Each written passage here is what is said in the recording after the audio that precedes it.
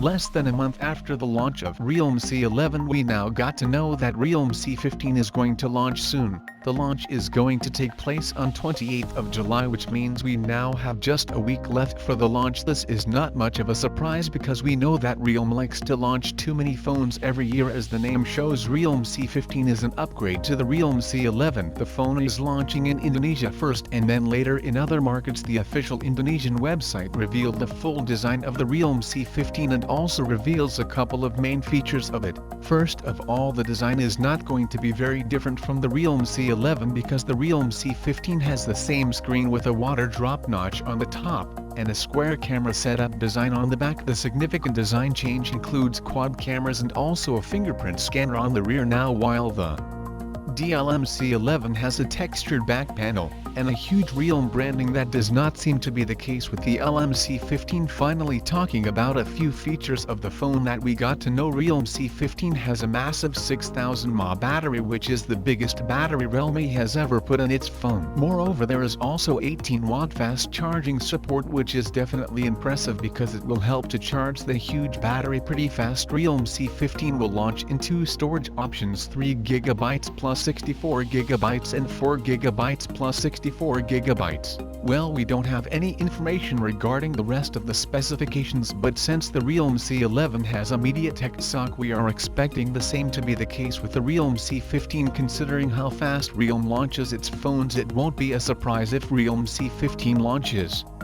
in the Indian market next month. Anyways, at what price do you think Realme C15 should launch? Do let me know your opinions in the comments section below. I am Arjun, this is Digital Outside. I'll catch you in the next one.